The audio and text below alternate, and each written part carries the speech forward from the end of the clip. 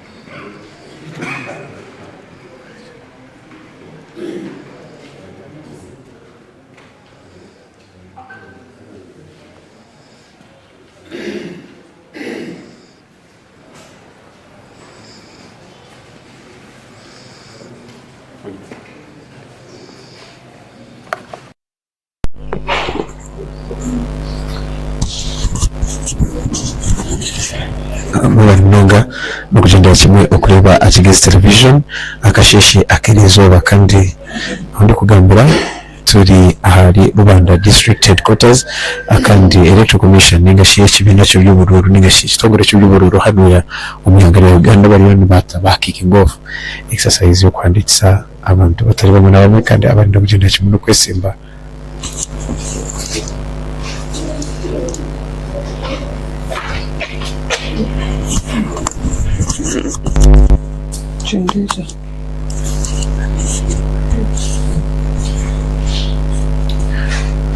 uwo muri kureba screen zanyu ningashi uri kugendera kimwe mu misho no kwihanditsa ishahezimba ani Minister Henry Musasizi kandi ogwempaho niwe aine bendera y'ekibina echa National Resistance Movement akandi akabaza kuba najihangura ahiguru amunonga hano mu district ya Rwanda ashedesherizibwe abantu batari bamwe na bamwe baradidenga links zitari zimwe na zimwe ba councillors hamwe n'aba chairpersons batari bamwe na bamwe akashishikirizo bakugira yabasa kuba nagendera kimwe mu misho no kwihanditsa kandi akabaza kuba anajukira ekibina cy'imbacha movement mu general elections irizoba ekibina ningashi ekitongole cy'imbacha electoral commission cyabasa kuba nikiginga off ningashi cyatandikaho okubasa kuba nikihanditsa ningashi nimatandiko okunominatinga abantu abanenda kwesimba ahantebe ezabwa a member of parliament ningashi direct elected members of parliament hamwe na direct elected women members of parliament irizoba bari kugenda kimwe misho no kuranga ko babasa kuba nibihanditsa kandi ko muri kureba Kigezi television turiyo nitubayiso buri kimwe cyona ko kukiri kugenda nikibaho hano ya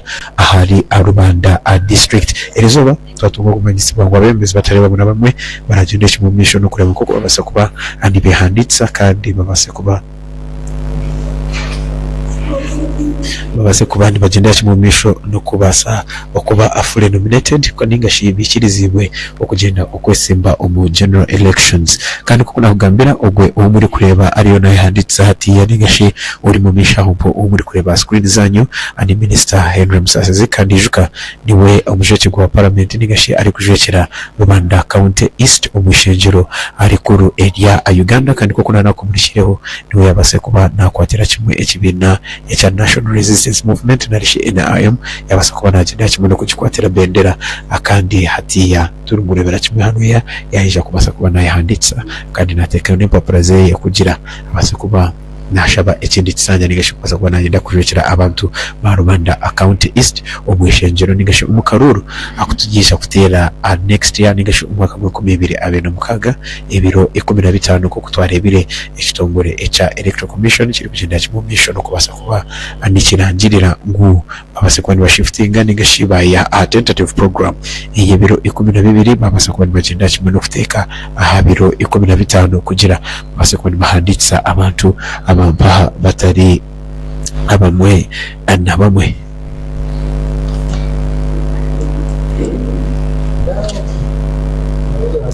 abantu nimweji ningashi abantu batari bamwe nabamwe ko kunana kugambirira no kwerizoba bari kugenda kimwe no kwanditsa ukwitorora ihanga ryona eriba area Uganda akandi exercise eji iri yatandika irizoba ogwa akashatu nija kuwa izuba iryanye cyakare aho tura expecting ningashi turaze kurebera abantu batari bamwe nabamwe abarenda intebe yo bwa member wa parliament bari kugenda kimwe mu misho no kureba ko babasa kuba nibehanditsa kandi bakagenda kimwe no kuza okwesimba ningashi bakikirizibwa okubasa kuba nibesimba aha positions na bendera zinigashi ha flags ningashi tickets zitari azimwe anazimwe kurugerera akitongore echa electoral commission babase kwani bagamba ngo abantu tibarenda nigasha barenda kwihanditsa nigasho ukwanditsa kwesimba tibashimire kwisha bararenga abantu 10 abarabashindeshize umutora buri kwanditsa kandi babo bamazire no kwanditsa tibari kiba gukora procession nigashi urutamburo nigashi kutekoga kashasha mu town nigashi mu myanya yabo itadiye mwe tibari kiziko kubasa kuba batekaho procession ejo baho konka bari kirizibwa kubasa kuba bagendera kimwe no kujaguza nigashi kubasa kuba bajaguza bakabasa kuba bajaguza okunominating kwabo nigashi kureba ko babasa kuba bihanditsa bahabugane habagize babo babasa kuba bajaguza urunaku urumpa ogwe erizobo bwo kuba nominated konka campaigns nigashi okutandika zarare za pokopoko zitari zimwe na zimwe zigisha kubasa kuba zitandikaho 210 nigashi zitandikaho 210 ebyo kwezi okwikumira kumwe nigashi 10th of November nibwe ekitogore kipaha echo kwanditsa abyo buroro echa electoral commission kigisha kubasa kuba nikikiriza abantu abapa kubasa kuba bagendera kimwe noko okutekaho za campaign zabo nigashi bakabasa kuba nibekirizibwa kureba ko kubateka ikugana bakatandika kugenda kimumisho no kushaba abantu akaruru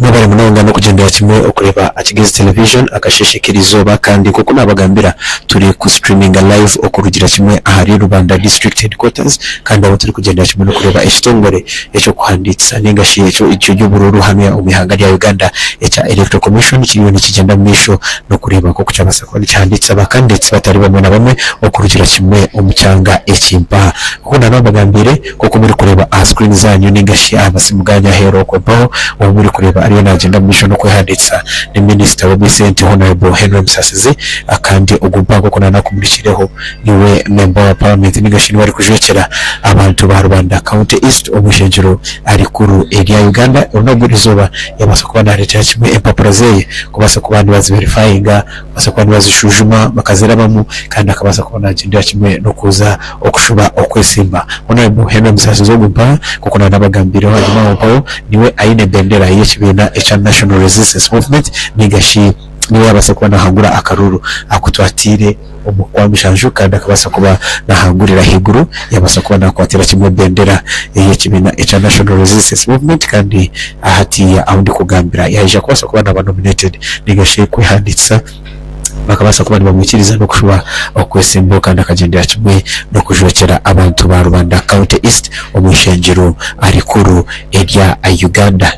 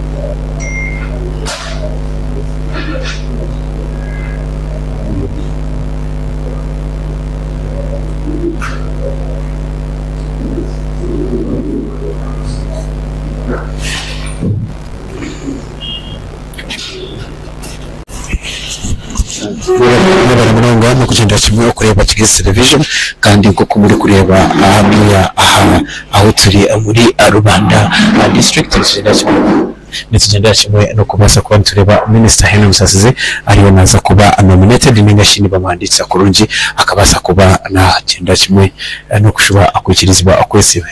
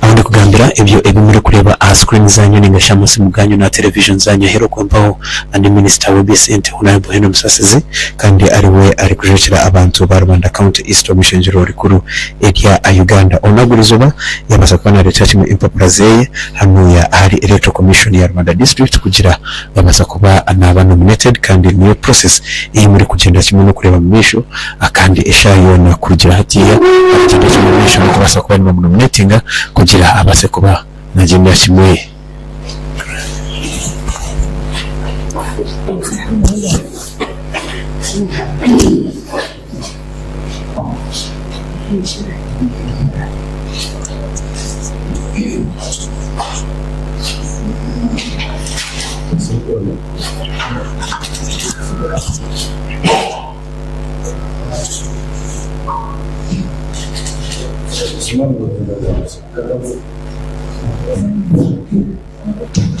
Hello? Okay.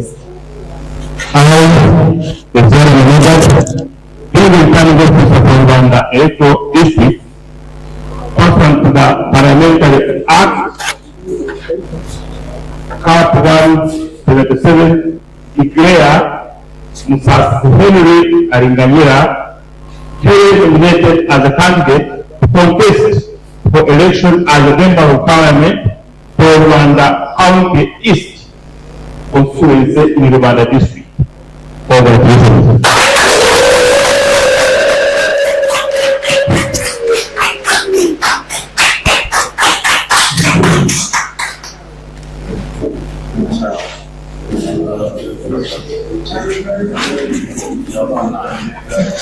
abandi kugambira ningashi ibyo byone muri kureba screen zanyu omwami ari kumanyonka Honorable Henry Musasizi Ariganyira yabasa kuba na agenda kimwe no kuba afure ningashi jile nominated kubasa kuba na Isimba anterior member of parliament kujokera abantu ba Rwanda County East kandi shika kuko nana kumurishireho niwe atwire ari member of parliament wa echo constituency ya Rwanda County East kandi ariwe a state minister of finance in charge of general duties kuko muri kureba screen zanyu hero kwimbaho Honorable Henry Musasizi babasa kuba bagenda kimwe no nominating kandi officially hatiya yabasa kuba naba candidate wikirizibye kubasa kuba na Isimba nigashoyikirizibye kubasa kuba na agenda kimwe no kuza umukaruru kujokera abantu ba Rwanda County East kandi kabasa kuba anagenda kimwe akagenda kimwe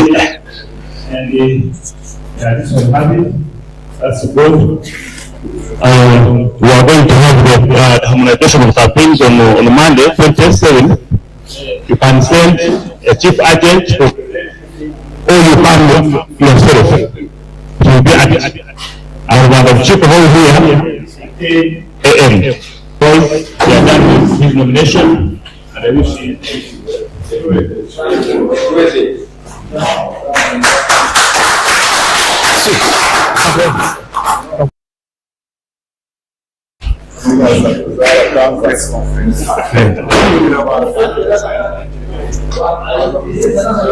sikoko muri kureba Honorable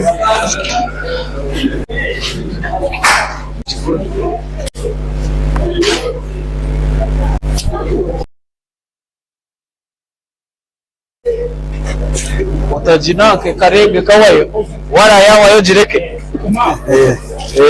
utari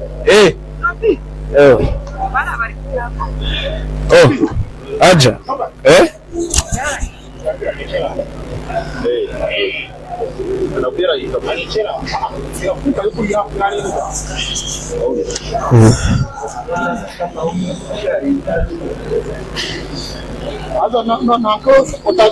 utagapa kora nsho biwa kora ugambira no kuyonganya na kwatisi n'abanyamakuru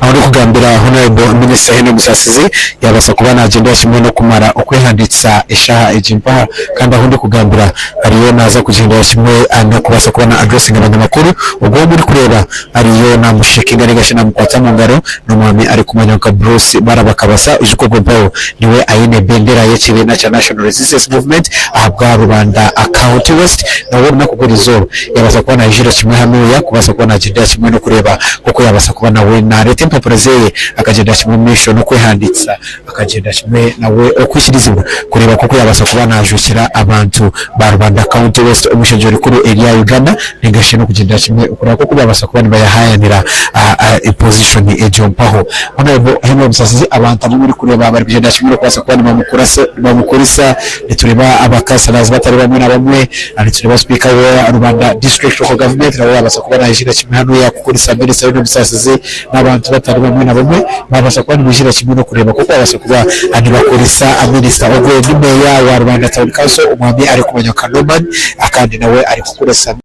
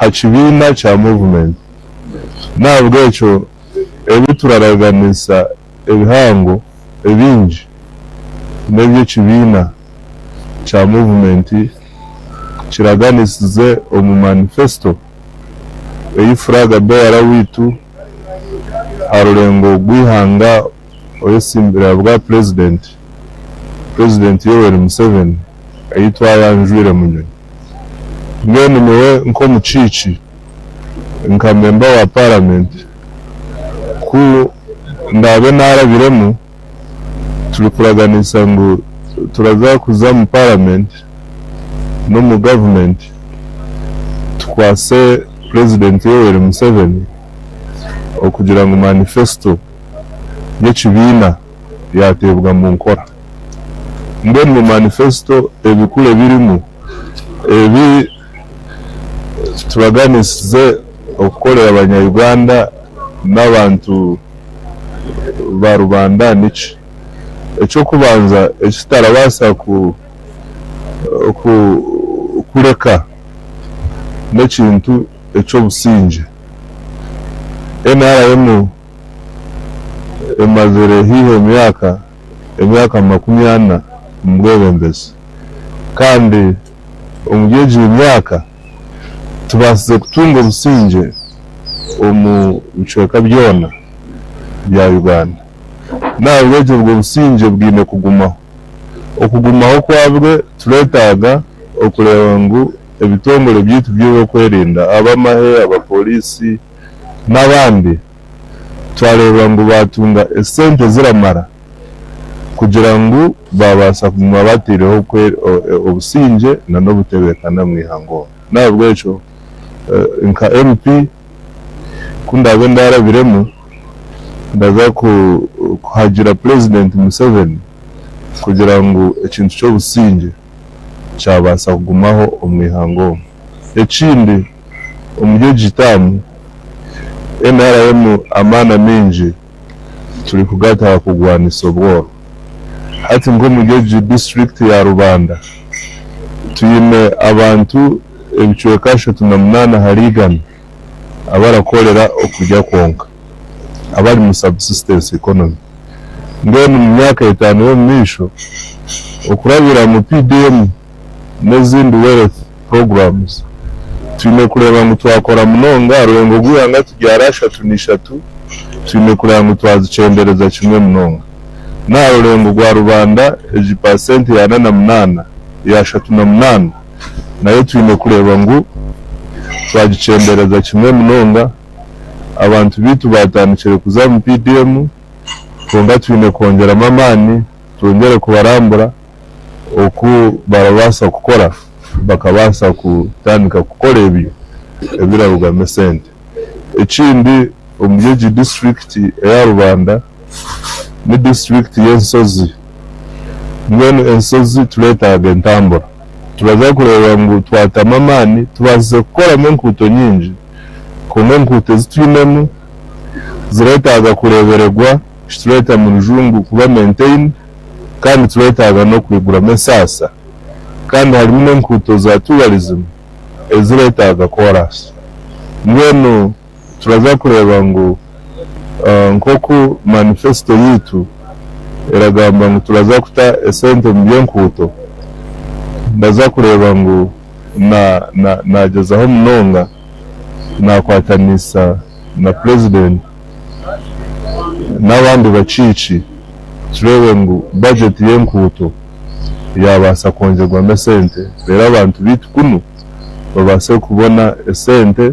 zo gukora imihanda babase kutambura genda munonga kutwara imisharuro yabo mu katari ekindi ekirya ekizibu n'eshonga ya mizi na munonga abantu abari mu bicweka by'ensozi ensozi okwe amizi gari mu mpanga kandi no mu mpanga hamwe higari Kigali marunji mwene turena ngo amizi tugatware mu nsozi kwena ngo abantu baze kuhinga kumara umwaka myezi 12 batagira mu cyanda bayemerera ninga hatiya abireho mpinda hinduka yose umwe cyanda kirija mushanagurija ayifutara guteka tekera mwene tuyine project yiturenda kwirukangaho project yo kuta amizi karengere rero gakiza gakasupplyinga gakaza mu cweka bingi ebya Rubanda ekindi eshonga y'amashanyarazi tuyine bicweka bingi omujeji district ya Rubanda ebitarimu amashanyarazi tuyina mutugumizemu tutware kurabira mu rural electrification program under Ministry of Energy tugezeho kureba ngo bicweka bimwe bya Rubanda byabasa kutunga amashanyarazi turenda kumalira cy'oruguuto katunamuko esente zabonekire arabugwaho zaba papusi urwo ruguuto rwa katunamuko omutameri yawe mumishoruriza kuko hamugwa kerere kanungu tunekorera mu myaka 5 yo misho twarukwa ebyamagara tutandikira hano irwariro konti irwariro ricyayetaga bwetaje tubasize kutunga bazize kubatungira district health hospital konti cyayetaga ebintu bingi ntabwo icyo mu myaka 5 yo misho turaza kugezaho munonga turengo iryo rwariro ryabe ry'amani hano titwine technical nka district titwine technical narishi ishomero by'ibyo mikono ngene turaza ku plan twagitandikire turaza kugezaho munonga turebe ngo twajimaririza nayo eji district yatunga technical ekindi tinenda kutara ubwire bwingi konkandi ndi minister mu ministry ey'ebyesente narishi ministry of finance planning and economic development twine buvunaanizibwa okuleba ngo economy yitu twagikuza emirundi 10 omu myaka 15 yo misho nabwo icyo mutameriya turaza twatandikire kuruga 2025 konga twine kureba ngo nakwatanisa na president na bagenzi banje abo turakora nabo na parliament turebe ngo our ATMs our interventions in the ATMs ziratekwa kureba ngo za agenda mu misho wa speed kugira ngo economy yitu GDP yitu tugitware ha billion 5 za dola ko turacenda by 2040 ekindi no gumizamu turakwatanisa n'abantu kuko tutwire turakwatanisa nabo in the social aspects of their lives n'ibindi byona ebi barakora kinenda kushaba abantu no kugira ngo tuyena turonde NRM habo kuba NRM niyo government eyine program nitwe twine budget nitwe turaraganisa ibintu ebirabasa kuza mu nkora nabwo cyo turonde NRM turonde President Museveni hato bitwahandikwa twaza kuzoko nyuma hari buri village turebe abantu twabashobora ishyurenda gukora nka NRM government kandi tubashabe ebiri 15 byo kwezi ko kuba byayicire bije batuteke mu bwesije rero tubase gumizamu n'entunguka yihangere no bari mnono in English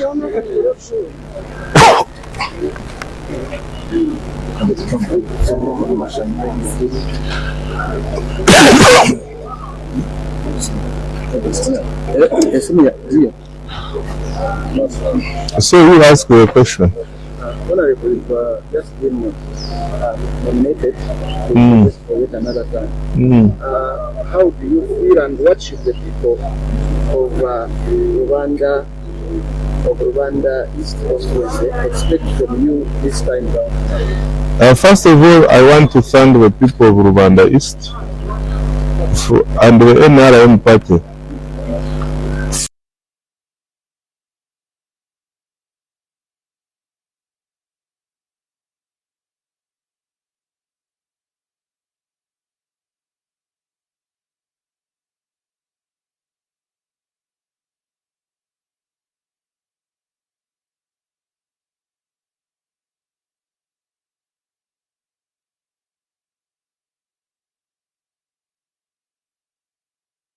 of Uganda, His Excellency Yoweri Kaguta Museveni, for the trust he has given me to lead in his party, and also for the trust he gave me to be a member of his cabinet as a Minister of State.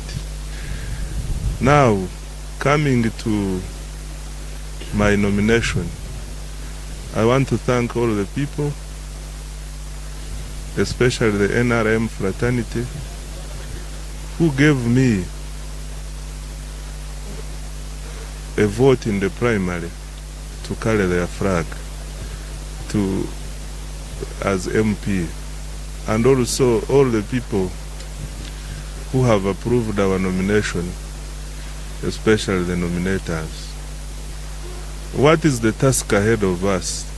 The task ahead of us, now that we are nominated, we must go down to the people and explain why we think we should be voted, we should be preferred against other candidates who will be in the race. And how shall we do this? We shall take the NRM manifesto to the grassroots. Because I am not standing as a person, I am standing under the political party. Therefore, if I become an MP, I must ensure that the NRM promises cascade to the lowest level of the constituency and this district. And what are the key issues of focus in the NRM manifesto and security?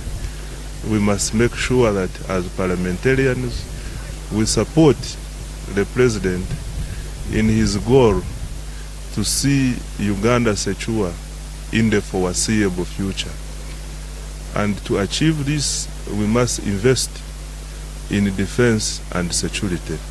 We must go to Parliament and support the defense budget.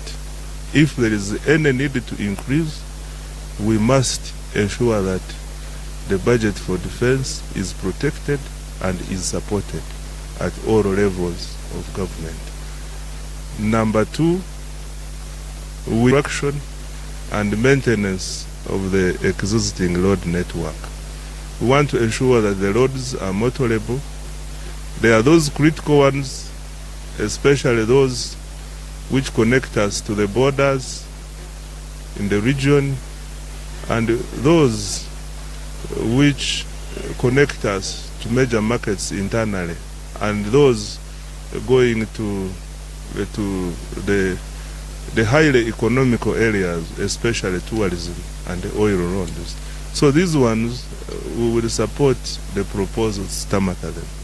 And those which cannot be tarmacked because of the financing challenges, we shall support the idea of having them properly maintained all the time.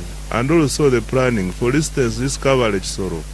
Now when you look at it, I'm sure you have passed through the road, it is beginning to give way.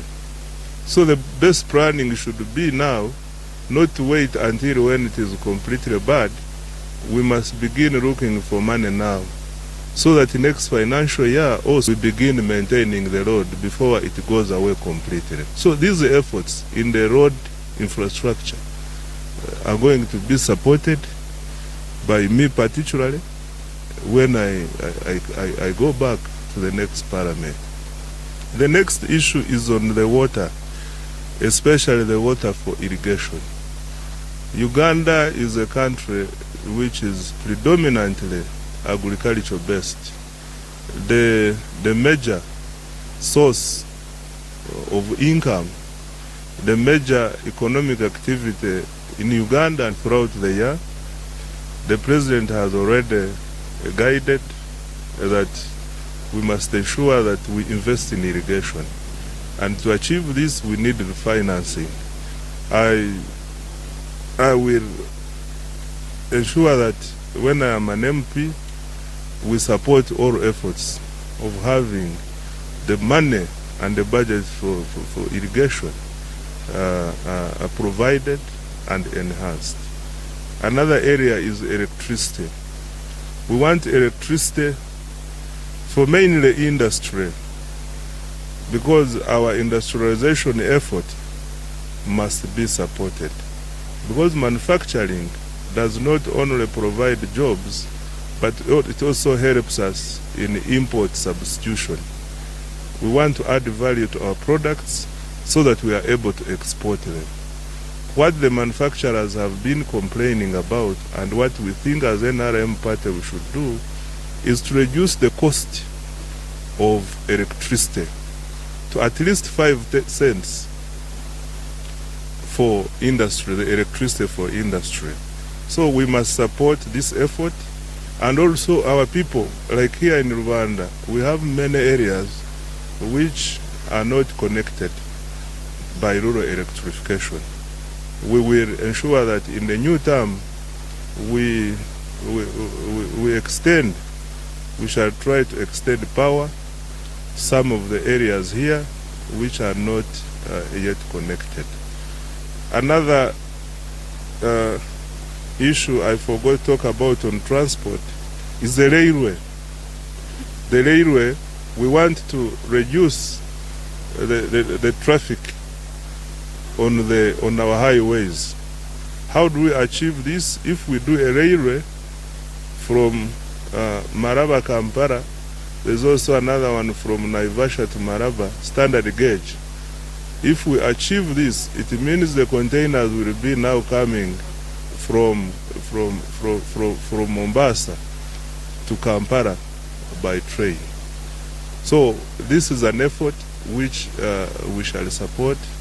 I will support as the new parliament. The current parliament has been supporting, but we still have a lot of work to do there. And when we go back, we shall ensure that we continue supporting the effort, because we want to reduce the cost. There are three major costs which constrain business. One is transport, another one is the cost of electricity, which I have talked about, and the cost of money. The cost of money is high because we still have limited sources of development finance. And this is why we want to put money in UDB, where the interest rate is slightly lower. It's now at 12%, but in the medium term, in the new term, we want to make sure that at least we have finances for development which are available at an interest rate of single digit. This is why we are putting money for the lower category of people. This is why we are putting money in PDM, and the PDM funds are only at the cost of 6% after the population who are still in subsistence economy. And when I come to Rwanda here, we slightly go up to 38%. So what shall we do in the new term? In the new term, we shall continue supporting the effort to invest in parish development model and other wealth programs, and then the money for PDM is going to increase to 115 million, so that we are able to take care of the leaders who are not catered for now. Then on transport, we want to buy road units to all districts in Uganda. The road equipment we gave some time back has outlived it needs replacement. So in the new term, the President has promised in the manifesto that we shall acquire new road units for all the districts in Uganda. In summary, we shall continue supporting efforts to invest in the human capital development programs, and this is where here we have just, in this financial year, Rwanda has just acquired a community hospital at Kamugongo, and this effort, it still needs a lot of support. If I win an election, I will continue supporting the effort to strengthen the capacity of this new hospital. This is a district where we don't have a vocational training school or college for the district. I will ensure that in this new term, we finalize the effort of establishing a technical school here at a place called Kigezi in Rwanda Town Council, among many other efforts. But most importantly is that as an NRM MP, what I pledge is that I will work with the President and the NRM party to ensure that the promises we have made to the people of Uganda in the manifesto are implemented, and also those which will come in from time to time during our term of office. I will ensure that I work closely with the President and we achieve them. I want to ask the people here, I want to appeal to the people here to support the NRM, to support our candidature. We shall go on ground and look for a vote, take our message on the ground.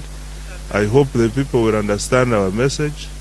I'm looking forward for a peaceful campaign, and I'm looking forward toward success come 15th January 2026. Hariho ekibuuzo live kashi kunangamba nkamara mulenda kunteza umutwe.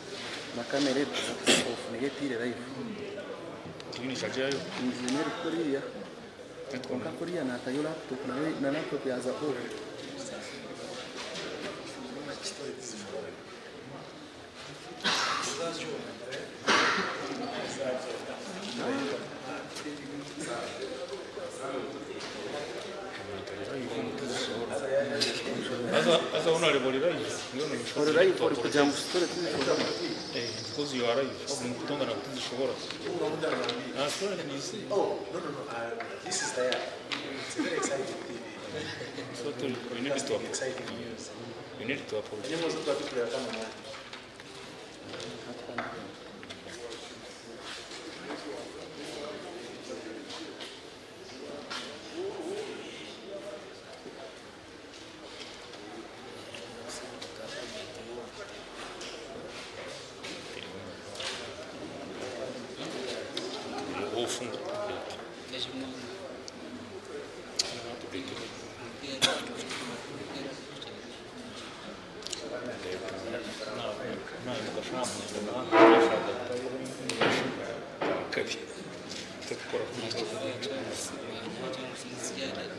Okay, members, those who have just come here for the first time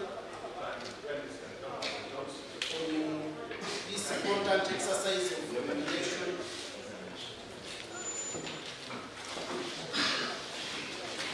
the aspirant has been duly verified digitally and physically, and when his phones will be nominated. Today, he is free to launch his campaign if he is nominated, but if he doesn't, he will have to wait until 10th November. On Monday, 27th, we expect the candidate or his chief agent back here for harmonization meeting of campaign programs. See how we shall follow each other. Polling campaigns will start on 10th November and will end 13th January 2026, and polling will be on 15th January. We expect cooperation with everything.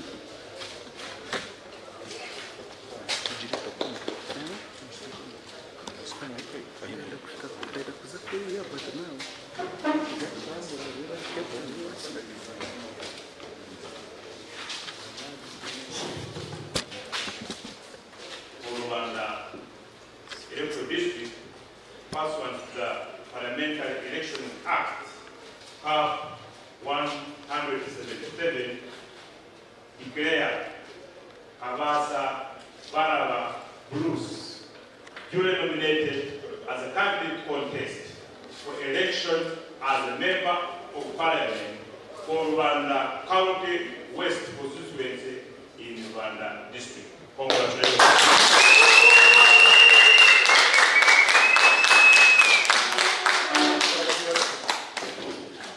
Noble. Sam.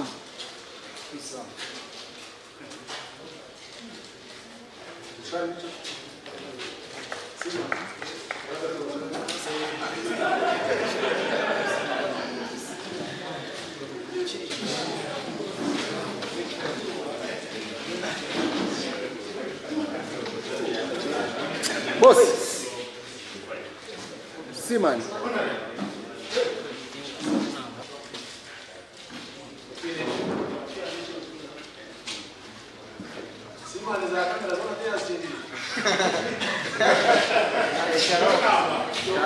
If you want to go for launching, you have to notify the security so that they can protect the place. So you don't have any launch. Okay, it's okay. That's your problem.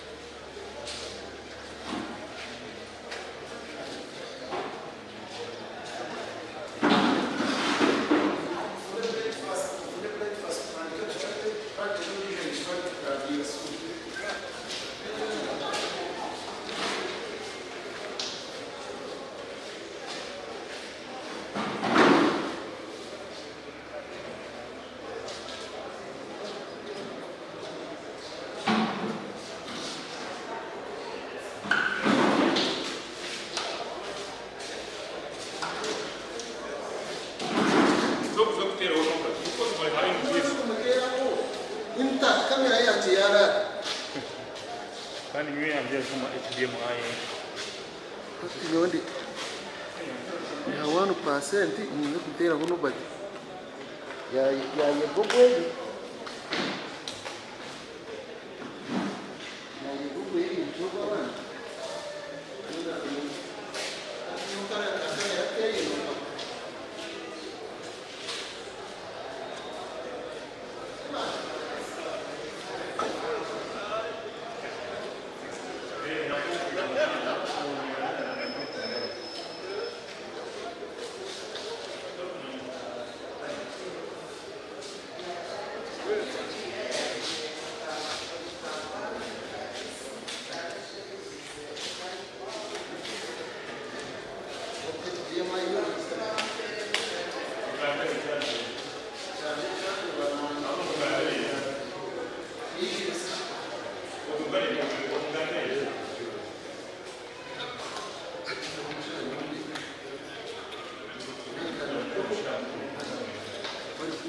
na ikayo mu kwate rya NPS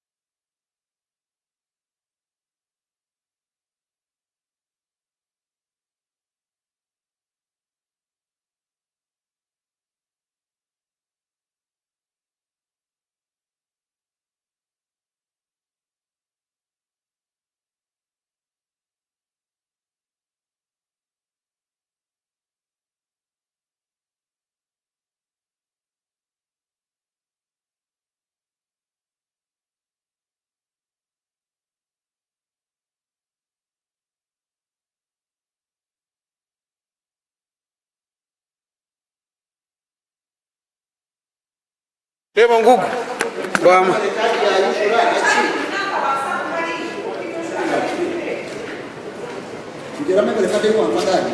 Genius.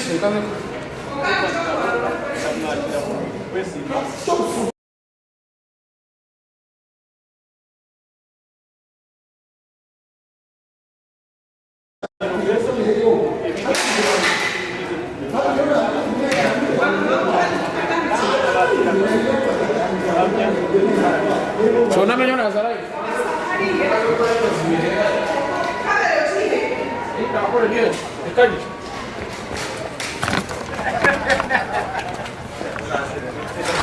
Ona eboka tukuruka interview. Kwatira oruki? Ate shobe wakozire tuangamire banyabuzare buine hamwe Nibintu. Reka njemba kugambira reka tukoreka interview. Reka tukakorera. wawaya.